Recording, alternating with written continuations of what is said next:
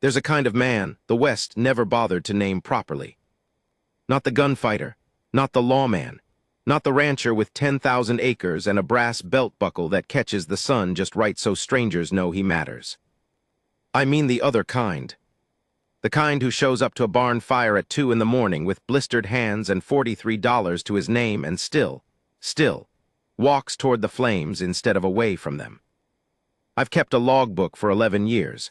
Distances, temperatures, feed costs, water levels in the creek. The kind of numbers that make a man feel like he understands the land he's living on.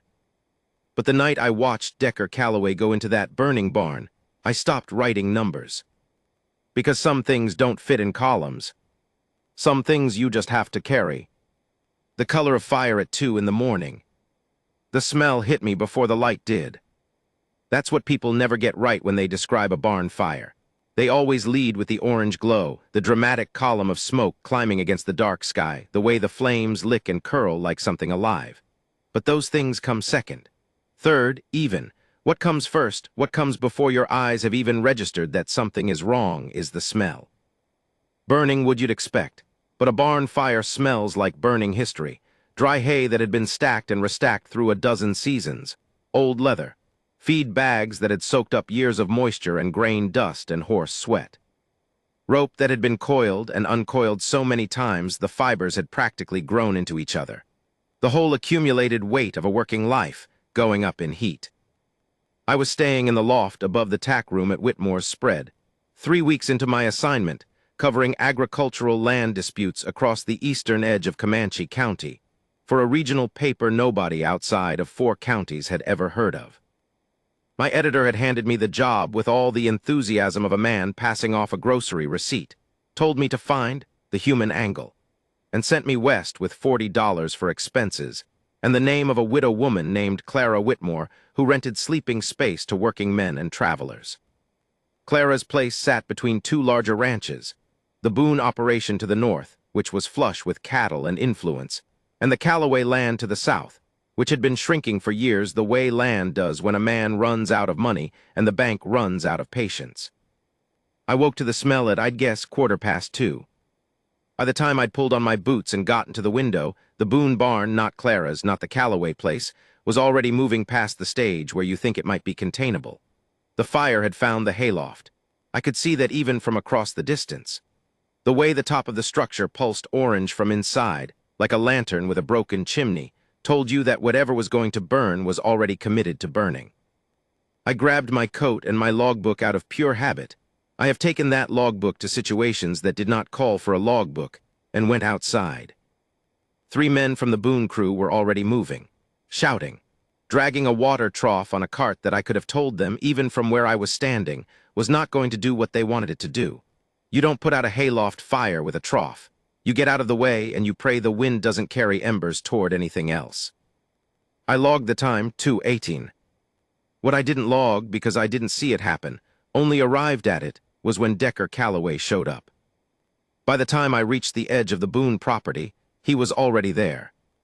Standing at the barn's main door, which someone had left unlatched, a mercy in retrospect, because a latched door would have cost 30 seconds, and 30 seconds was the kind of currency that mattered that night.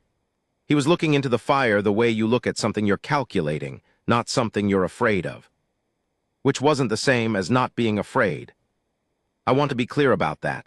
I've seen men who weren't afraid of fire. They tend to be idiots or men who have never been close enough to understand what they're looking at. Decker Calloway was neither. He was afraid. You could see it in the way his chest moved short, careful breaths, like he was rationing air, and in the grip of his left hand on the door frame, knuckles pale. But he was calculating. I'd met Decker twice in the 3 weeks I'd been at Clara's. Once when he came to repair her fence line, he'd done it for free. I later found out, because Clara had let him shelter 2 of his horses in her small paddock after his own paddock gate had been damaged in a wind storm. Once when he'd stopped at Clara's well on his way back from town, dusty and tired in that specific way, that means the trip to town did not go the way you'd hoped. He was 34 years old and looked it honestly.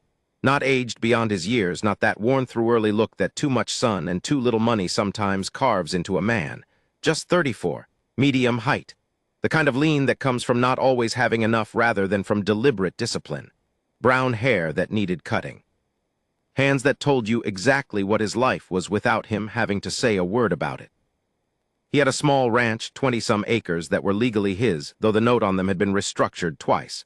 4 horses, some chickens, a dog named Perry who had 3 legs and an extravagant opinion of himself. No wife, no ranch hands, no visible safety net of any kind. I didn't know, standing at the edge of the Boone property at 2:18 in the morning, why he was there at all. This was not his barn. The Boone family and the Calloway family had not historically been warm toward each other, a fact I'd gathered from the particular silence that entered conversations when one name was mentioned in the presence of someone connected to the other. Later, I'd understand. But right then, I just watched him stand at the burning door. "Get back," one of the Boone hands was shouting at him. The man's name was Ord, and he had the large, indiscriminate energy of someone who felt that shouting was itself a form of action. "Get back, that thing's going to come down." "The bay stallion," Decker said. He wasn't shouting, which somehow made it easier to hear. "Where's the bay stallion?" Ord stared at him. "The bay," Decker said again. "The one Boone keeps stalled separate. Is he in there?" "I don't." Ord turned back toward the fire, confused now, the kind of confusion that hijacks a man who'd assigned himself a role and suddenly found the script had changed. "I don't know where Boone keeps his." "In stall," said a younger hand I didn't know. He was maybe 19, still holding a bucket he'd stopped running with. "End stall on the south side. We couldn't get to him, the smoke." Decker nodded once and walked in. Not ran, not surged with dramatic intent. Walked with that same calculating air, pulling his shirt up over his nose and mouth, and moving into the smoke-thickened dark like a man who had thought about this and decided. The 19-year-old said something I won't repeat here. I found myself writing in my logbook, which tells you something about the particular broken machinery of my nervous system. 2:21, DC enters structure. Fire in loft spreading south. Smoke heavy at door level. Why was I logging this? I don't know. It's what I do when I don't know what else to do. My hands need something to hold. The next 4 minutes were the longest I've sat through since my mother was in surgery 8 years ago. The Boone hands were not idle. Ord had gotten the trough cart positioned, and 2 men were throwing water at the barn's south wall in the probably futile hope of buying time. The structure groaned twice, deep, bone-level sounds that felt less like noise and more like the building announcing its intentions. A section of roof over the north end sagged visibly. Embers were floating out and landing in the dry grass around the perimeter, and a third hand was stomping them out in a desperate, slightly absurd dance. Nobody went in after Decker. I'm not saying that as judgment. The smoke by then was something you could taste from 30 feet away. Going in would have required a decision that most people, most reasonable people, would not have made. Decker Calloway had, apparently, made a different calculation. He appeared in the doorway at the 4-minute mark. Not walking this time.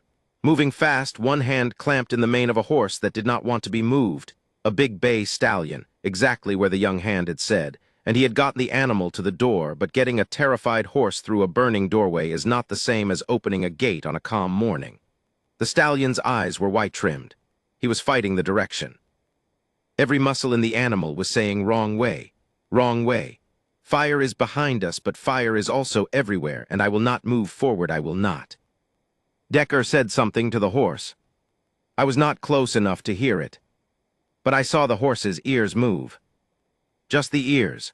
One flick, both of them, rotating toward the sound of Decker's voice the way a compass needle rotates toward north, not because it wants to necessarily, but because that's simply what it does. And then the stallion came through the door. Not gracefully, not cinematically. He lurched through in a half-rear and came down hard on his front legs on the dirt outside, nearly taking Decker with him, and then he was moving, really moving, away from the barn and into the open dark. And Decker was moving with him, holding on, feet barely keeping contact with the ground, until the horse's panic ran itself into enough open space that it lost some of its edge. The barn's south loft came down 11 minutes later. I logged it. I log things. Decker stood with the stallion for a long time after that. The horse was trembling, full body trembling, the kind that looks like it should rattle teeth, and Decker's hands were moving along the animal's neck and shoulder in slow, deliberate strokes. Not frantic, not rushed, just present. The way you hold something that has been frightened and let your own steadiness become an argument against the fear. His shirt was scorched through at the back. His right forearm, I saw later, had a burn along it maybe 4 inches long, from where he'd had to push a burning beam out of the way near the stall door. He didn't mention it. I walked over eventually, because I'm a reporter, and because, honestly, I didn't know what to do with what I'd just watched. "You work for Boone?" I asked. Stupid question, I knew he didn't. Decker looked at me, then back at the horse. "No." "Then why?" He was quiet for a moment, the kind of quiet that isn't unfriendly, just occupied. "That stallion," he said finally, "has got a foal coming next spring. His foal with my mare." He paused. "Only thing I'm going to get out of that arrangement is the foal. Boone doesn't know that yet." Another pause. "Or maybe he does, doesn't matter tonight." I looked at the horse. The horse was still shaking, but less so. "So you went in for the foal," I said. "Future foal, the one that doesn't exist yet." Decker considered this framing. "I went in for the horse," he said. "Foal's part of it, but the horse is—" He stopped, looked at the bay, who was beginning to settle, who was beginning to accept Decker's hands as information about what was safe. "The horse didn't set the fire," he said finally. "The horse didn't do anything wrong."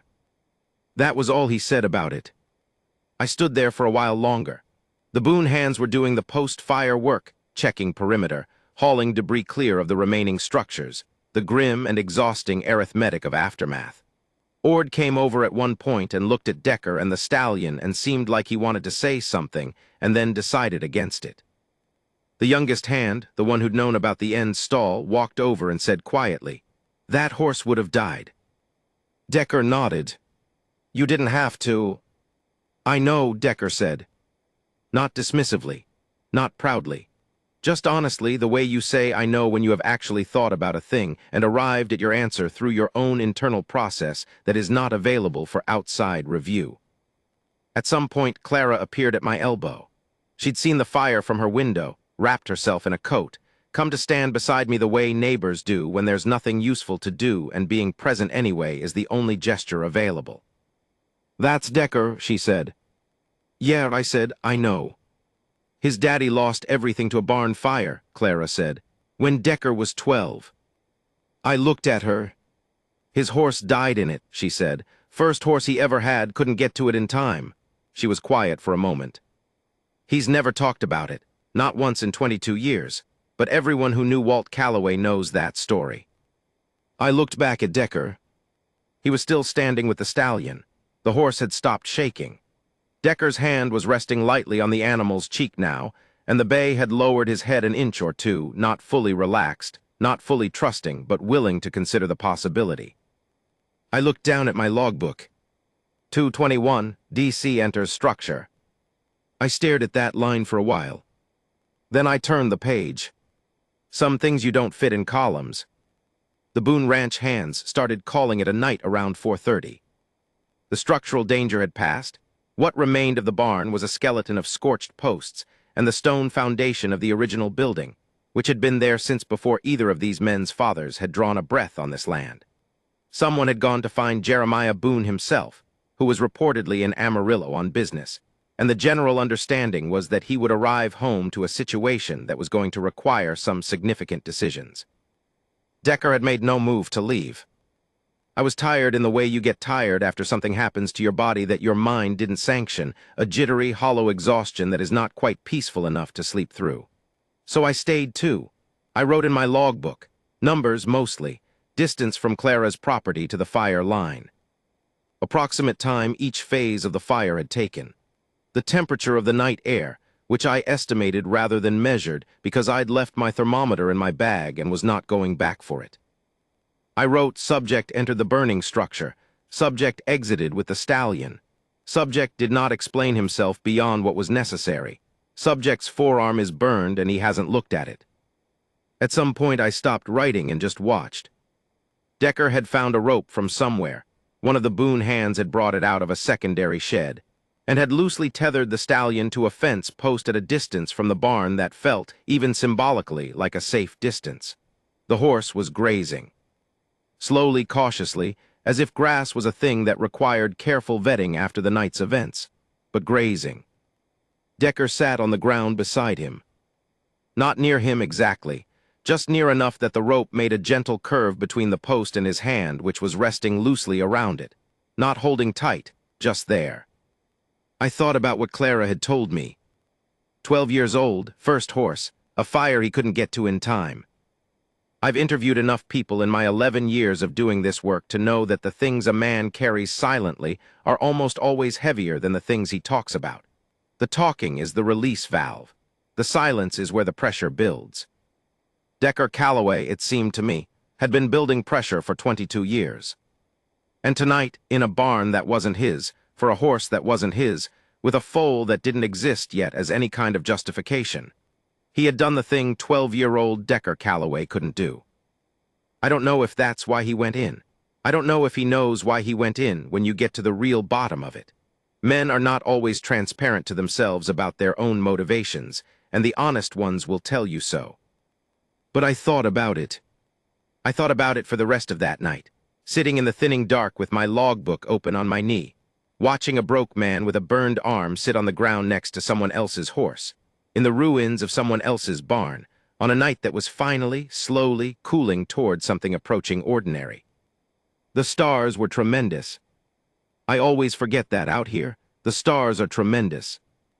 At some point, the bay stallion lowered his nose and nudged Decker's shoulder. Decker reached up without looking and put his hand against the horse's jaw. Neither of them moved for a long time. I didn't write any of that down.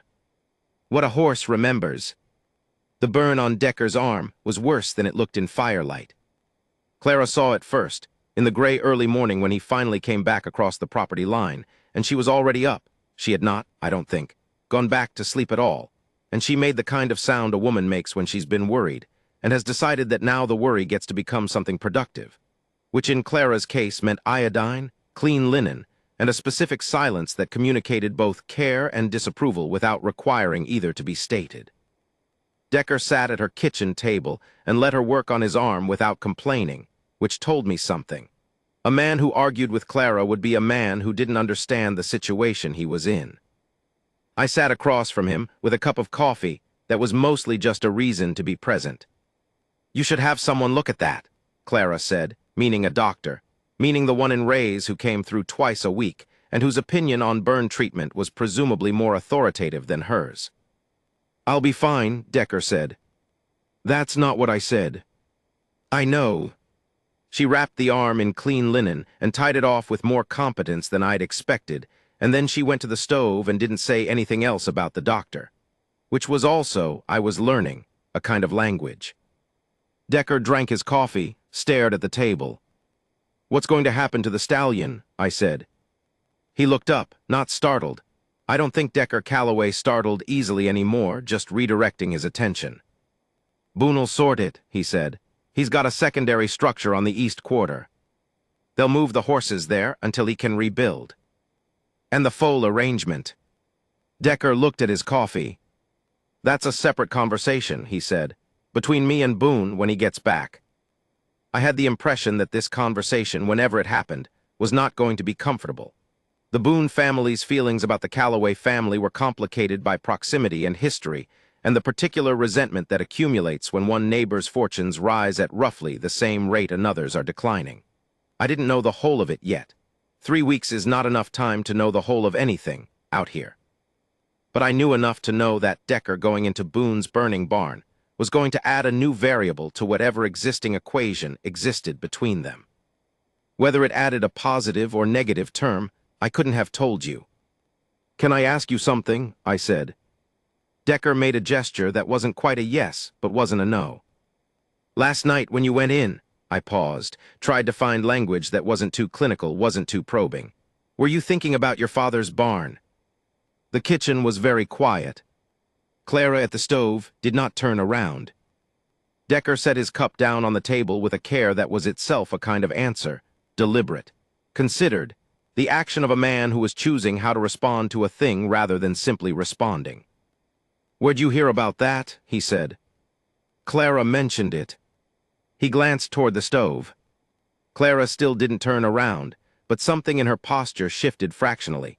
the way a person shifts when they're acknowledged without wanting to be drawn into a conversation. "It was a long time ago," Decker said.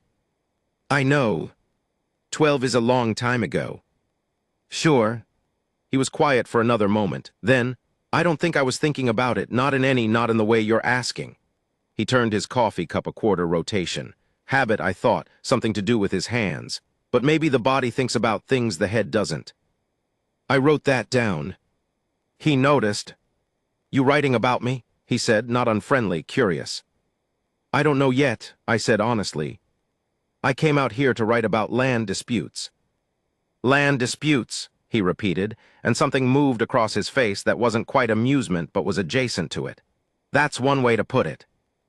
I asked him then, because the opening was there, and a reporter who misses an opening deserves what he gets, to tell me about his land, about the ranch, about how it stood. He told me. It took a while. Not because he was reluctant exactly, but because the story of a struggling piece of land is not a simple story. It has layers. It has the original layer, which is the land itself, the 22 acres his father had bought in 1891 with money borrowed from an uncle and repaid over 7 years of working every kind of job that would have him. Then the middle layer, which is his father aging and the ranch costs rising and the note getting restructured, and his father dying at 61 of a heart that had been asked to carry more than it should have. Then the current layer, which is Decker at 34, working the land alone, managing 4 horses, running a small braking operation when work was available, trying to keep the payments current on a note that had been restructured twice already, and would need to be restructured again or resolved by December. By resolved, he meant sold. He said it plainly, without performance, without the particular self-pity that some men use like a tool to manage other people's sympathy. Just sold. The word a man uses when he's accepted a possibility and is trying to figure out how to live in proximity to it. "The foal," I said slowly, working through it. "If the breeding arrangement with Boone's Stallion produces a foal. Foal of that bloodline trained right sells for enough to cover the note," Decker said. "With some left over." He paused. "That's the math. 1 foal, 1 arrangement, 1 season." The margin on which a man's entire holding was balanced. I thought about that. I thought about Decker standing at the door of the burning barn calculating. He hadn't been calculating whether to go in. He'd been calculating how. "The foal's not a sure thing, though," I said. "Nothing's a sure thing," he said. "But the foal doesn't happen at all if the stallion dies in that barn." And there it was. He'd gone in to save the horse because the horse being alive was a necessary precondition for the foal that was the necessary precondition for keeping the land his father had borrowed money to buy. He'd gone in for his own 22 acres, for his father's memory, for 4 horses and a 3-legged dog and a future that was currently the size of a single unborn foal. He'd gone in because there was no one else to go in, and not going in was a sentence he wasn't willing to serve. But there was something else, too. I thought about the way he'd said the horse didn't do anything wrong. That wasn't the math talking. That was something older than the math. I didn't push it.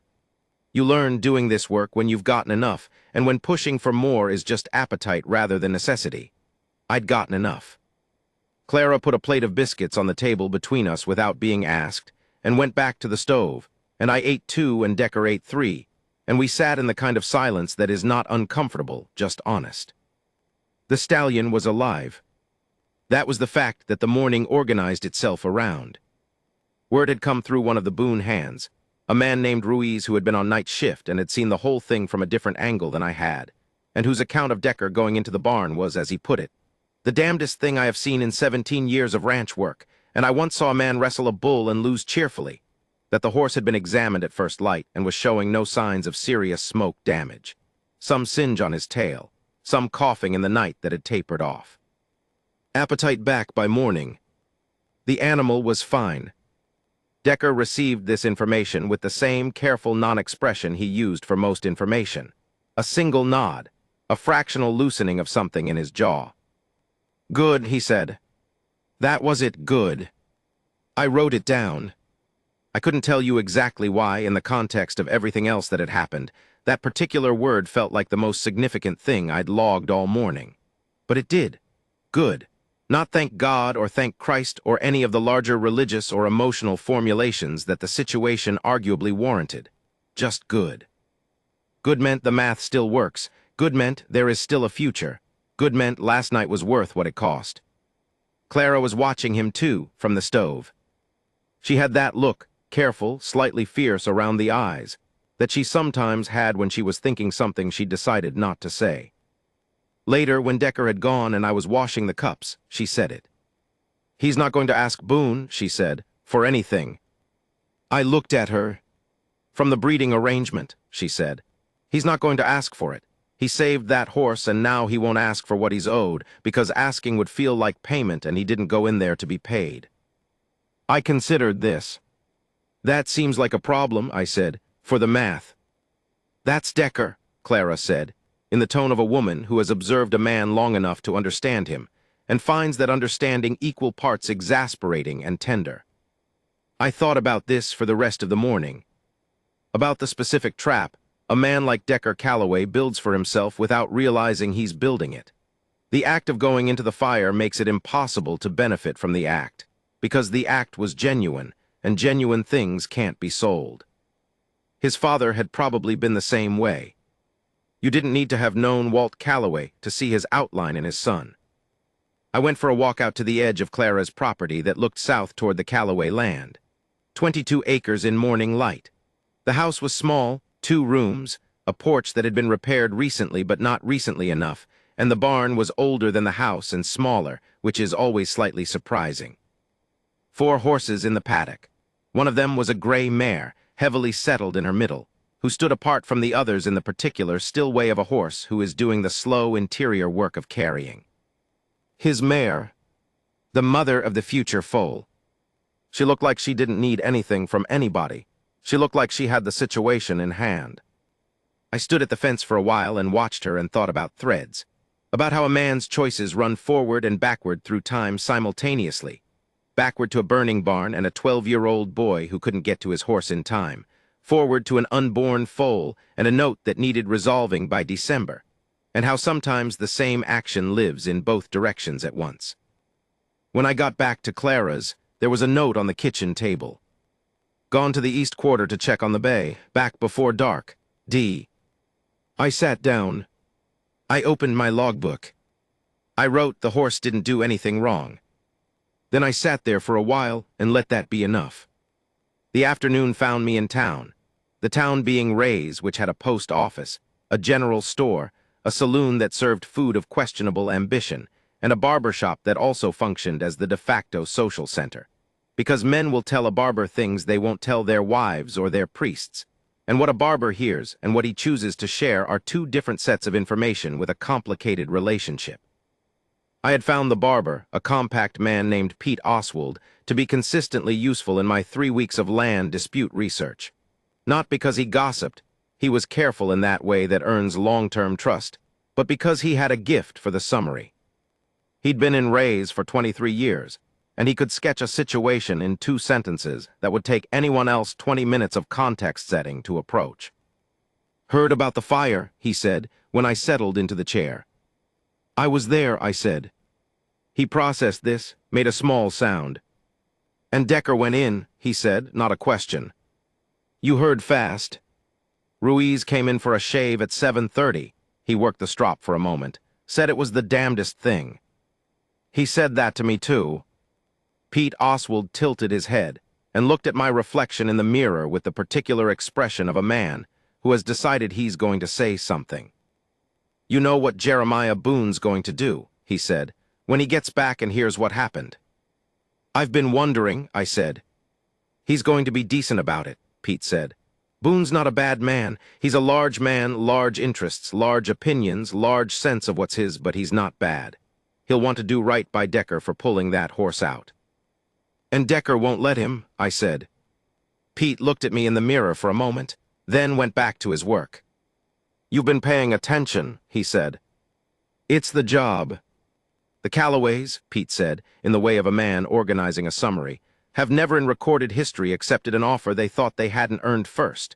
He paused, smoothing with one hand.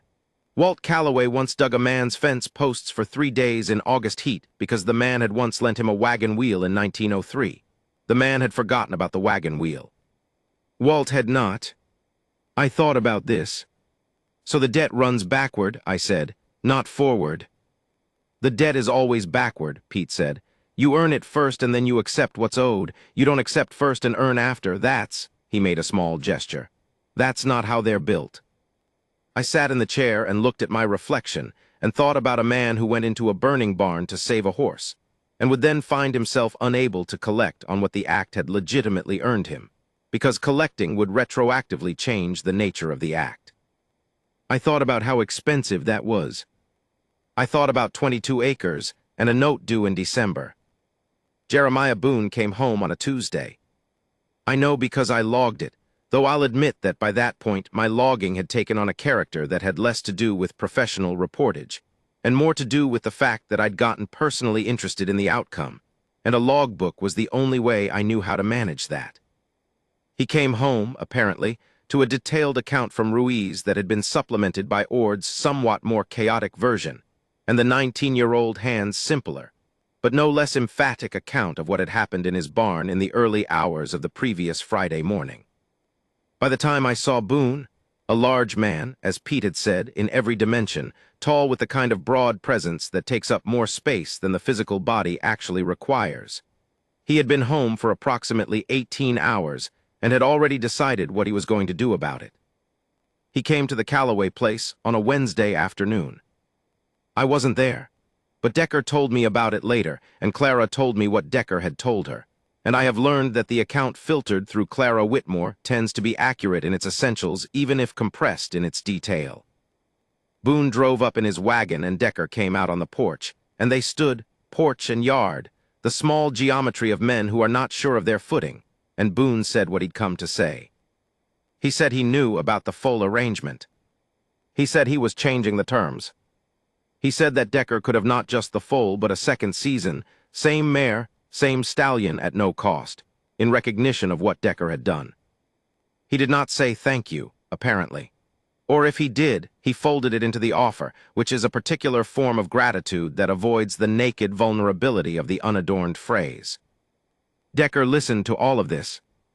Then Decker said, I appreciate it, I can't take it.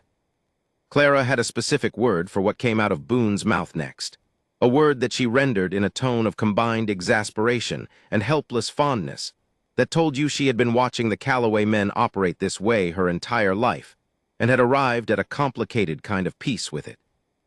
Boone argued, to his credit. He was apparently a man who, when he had decided something was right, pursued it with the same large energy he brought to everything. And Decker said, in various formulations across what was apparently a 20-minute conversation, I didn't go in there for payment. I went in because it was the right thing to do. Taking payment changes what it was. I can't take payment for a thing I did because it was right. Eventually, Boone left. I imagine the drive home was a specific kind of frustrating. When I found out about this, through Clara, through the filtered account, I sat with it for a long time. Longer than I sat with most things in those weeks out here. I sat with it and I turned it over, and I looked at it from different angles the way you look at something that is infuriating and correct simultaneously. Because here is the thing. Decker wasn't wrong. I don't mean he made the right choice. I mean he was expressing a real and coherent thing about the nature of the act. The act of going into a burning barn to save a horse that is not yours is only purely itself if it stays uncomplicated by transaction. The moment you allow it to become the basis of a debt owed and collected, it ceases to be entirely what it was. There is a logic there that I found genuinely difficult to argue with, even as I wanted to. And yet, the math was still the math. I went to see Decker that afternoon. He was in the paddock with the gray mare, doing something careful with her back left hoof. She was patient with it in the way of an animal who has decided that this particular person is worth patience. I leaned on the fence. Heard Boone came by, I said. Decker finished what he was doing with the hoof, straightened up, gave the mare's flank a single flat palm pat that said done and good girl in one gesture. Word travels, he said. It's a small country, I said. What are you going to do about December? He walked to the fence, leaned on it from the inside, looked out at the land the way men out here sometimes look at land they're afraid of losing, not fearfully, but with a kind of reckoning, the way you look at a fact you've decided to face. "Figure it out," he said. "That's not a plan," I said. "That's a postponement." He made that not quite amusement expression again. "Lot of things are postponements," he said. "You keep postponing long enough, sometimes the problem changes shape. And sometimes it doesn't." "And sometimes it doesn't," he agreed. I looked at the gray mare. "If the foal comes healthy," I said, "and the bloodline is what you think." "It'll be enough," he said. "One foal, the original arrangement," he paused, "if it comes healthy." If, that small, load-bearing word. I wanted to ask him why. Why the refusal of Boone's offer? I already knew the answer. I'd assembled it from everything Pete and Clara had told me, from watching him in the kitchen and at the fire and now here. But I wanted to hear him say it. "Decker," I said, "why'd you turn it down?" He was quiet for a moment that was long enough that I thought he wasn't going to answer. Then he said, "My dad lost everything, including that first horse. And the thing that killed him, not the debt, not the foreclosure threat, not any of the practical things, was that he felt like he couldn't ask for help without losing something he needed more than the help." He paused. "Pride," I said. "Not just pride," he said. "Something more than pride, the feeling that if you accept something you didn't earn, the thing you already have become smaller." He looked at his hands on the fence rail. The linen wrap on his right forearm had been replaced with a cleaner one. The burn was healing, Clara had told me. He never asked, never accepted. Did everything on his own until there was nothing left to do on his own. He turned his head and looked at me directly, which he didn't do often. "I'm not going to be that." I waited. "But I'm also not going to take payment for a thing I didn't do for payment," he said. "Those are different things. One's pride, the other's," he stopped. "Integrity, maybe, or something close to it." I thought about that distinction for a long time. I still think about it. The difference between refusing help when you need it because you can't bear the diminishment, which is pride, which is his father's trap, and refusing compensation for an act that was not done for compensation, which is something else, something more principled and maybe more costly. He was trying not to be his father. And in doing so, he was walking a line as narrow as the one his father had walked, just in a slightly different direction. I wanted to tell him that. I didn't. The foal came in the middle of November. Early, not dramatically early, not early enough to be dangerous. The veterinarian who came out said, but early enough that Clara and Decker were up most of the night before, and I was up too, because I'd stayed on longer than I'd intended to, and by that point was working on a piece that had stopped being about land disputes some weeks prior. The gray mare handled it the way she handled everything, with patient, absolute competence. The foal was a dark bay, nearly black in the first moments, wet and folded and improbable looking the way foals always are, as if the design hasn't quite committed to itself yet. Long legs that didn't know what to do with themselves. Ears that seemed oversized for the head. Decker sat in the corner of the stall. He didn't help unless asked. The mare had it. He was just there, the way he'd been there with the stallion after the fire, present, steady, his own stillness becoming a kind of information about what was safe. When the foal stood for the first time, that lurching, magnificent attempt that is everything wrong and everything right at once, and then stood again, better, and found its mother, Decker put his head back against the wall of the stall and closed his eyes. Not relief exactly. Or not just relief. Something that had been held very tight for a long time, loosening its grip by 1 degree. I was in the doorway. I had my logbook. I didn't write anything. The foal was healthy. The foal was dark bay, with a wide white mark on its forehead that the veterinarian said would probably stay. A blaze, she called it.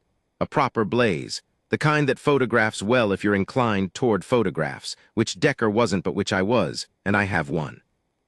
I have one of him sitting in the corner of that stall with his eyes closed, and the foal standing 3 feet away from him finding its legs. I've never published it. Some images feel like they belong to the person in them. I left Ray's in the first week of December. The piece I'd written, which had started as land disputes and become something else, something about a man and a fire and 22 acres, and the precise cost of integrity, ran in a paper whose circulation was modest, but which had a small and loyal readership in the part of the country where this story was set. I don't know what the response was. I know that Clara sent me a letter in January, brief and characteristic in its compression, that said, "Decker sold the foal at Amarillo. Got a good price. Note is clear." Just that note is clear. I sat with that letter in my apartment in a city that smelled like coal smoke and horse traffic, and not at all like dry grass or burning wood, and I thought about what it meant for a man to have a clear note. Not rich, not transformed, not delivered from the fundamental conditions of a life that was going to continue to require calculation and endurance, and the occasional willingness to walk into places most people would walk away from. Just the note is clear. One season, one foal, the original arrangement. Enough. Pete Oswald had said something to me in the barber shop, the afternoon after the fire, that I'd written down but hadn't used in the piece. I'd kept it in the logbook instead, in the pages I reserve for things that don't fit. He'd said, the thing about a man like Decker is that he doesn't think he's doing anything remarkable. He thinks he's just doing what has to be done. And maybe that's exactly what makes it remarkable. I'd thought about that. I'd thought about how the men who walk toward fires, actual fires, not metaphorical ones, though those too rarely frame their decision as bravery. They frame it as necessity, or as the only available option given who they are, or as simply, there was a horse in there and someone had to. As if the someone had to precede the I will always. As if the act of volunteering yourself is only possible when you've already accepted that you are, by nature and history, and a 12-year-old boy who couldn't get there in time, the kind of person who does this. I kept the logbook from those weeks. I still have it. 2/21, D.C. enters structure. The mare had a second foal 2 years later. Different arrangement, different season, but the same steady competence, the same patient stall sitting, the same lurching improbable first stand. I heard about it from Clara. By then I was 3 counties over and a different story, but Clara wrote when she thought I should know something, and she was reliably accurate about what I should know. She didn't say anything else in that letter. She didn't need to. Perry the 3-legged dog, I learned later, lived to be 14. He had strong opinions about strangers until the very end.